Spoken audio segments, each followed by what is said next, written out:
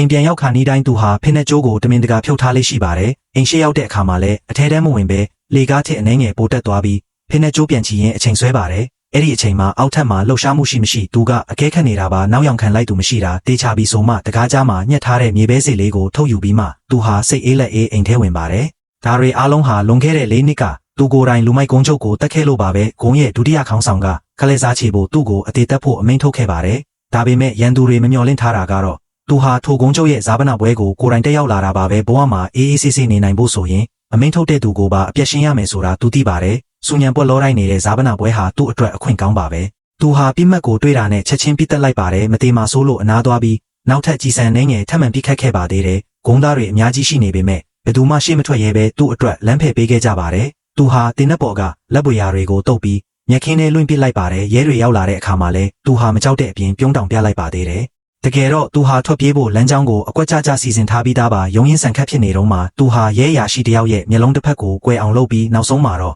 လွတ်မြောက်သွားခဲ့ပါတယ်အဲ့ဒီအချိန်ကစပြီးသူဟာနေ့တိုင်းသတိကြီးထားပြီးပုံရှောင်နေထိုင်ခဲ့ရပါတယ်သူ့ဘဝလေးအေးဆေးစပြုလာချိန်မှာပဲဖုံးတစ်လုံးကသူ့ကိုတုံလှုပ်သွားစေပါတယ်သူ့ရဲ့အဖွားဖြစ်သူအရေးပေါ်ခန်းထဲရောက်နေလို့ပါပဲသူဆေးရုံကိုအပြေးလွှားသွားခဲ့ပေမဲ့လူမြင်ကွင်းမှာပေါ်ပေါ်ထင်ထင်မနေရတာကြောင့်ထောင်းတနေရာကနေပဲစောင့်ကြည့်နေခဲ့ပါတယ်ဆရာဝန်တွေအစွမ်းကုန်စူးစမ်းပေးခဲ့ပေမဲ့နောက်ဆုံးမှာတော့သူ့ရဲ့တူးတဲသောဆွေမျိုးဖြစ်သူအဖွားဟာကွယ်လွန်သွားခဲ့ပါတယ်ဒီဆုံးရှုံးမှုကသူ့ကိုရင်ခွဲမတက်ခံစားရစေပါတယ်သူဟာအဆုံးစွန်ထိလောင်ကြီးထပ်ဖို့ဆုံးဖြတ်လိုက်ပေမဲ့ဆရာဝန်ပြလိုက်တဲ့ဆေးစစ်ချက်မှတ်တမ်းကသူ့ကိုလက်တွေ့လောကထဲပြန်ဆွဲခေါ်လိုက်ပါတယ်သူဟာကင်ဆာနောက်ဆုံးအဆင့်ခံစားနေရပြီးအသက်ရှင်ဖို့3 လပဲကြံပါတော့တယ်ဆရာဝန်ကသူ့ရဲ့အတိတ်ကိုသိတာကြောင့်ရဲစခန်းမှာအလင်းဝင်ဖို့အကြံပေးခဲ့ပါတယ်ဒါပေမဲ့သူရဲစခန်းကိုရောက်တဲ့အခါမှာတော့ရဲတွေကသူ့ကိုမမှတ်မိကြပါဘူးဘာလို့လဲဆိုတော့ရဲစခန်းထဲမှာအလင်းဝင်ဖို့လာတန်းစီနေတဲ့သူတွေနဲ့ပြည်နေလို့ပါပဲသူစကားတောင်မဆုံးသေးခင်မှာပဲရဲတွေကသူ့ကိုတန်းစီခိုင်းလိုက်ပါတယ်ဒီလိုဂယုမဆိုင်တဲ့အပြုအမူကြောင့်သူဟာကိုတောင်တန်သေးဝင်သွားပါတယ်အဲ့ဒီအချိန်မှာပဲနိုင်ရန်ဘော်ကဝရမ်းထုတ်ခံထားရတဲ့ရာဇဝတ်ကောင်စရင်ကိုသတိထားမိသွားပါတယ်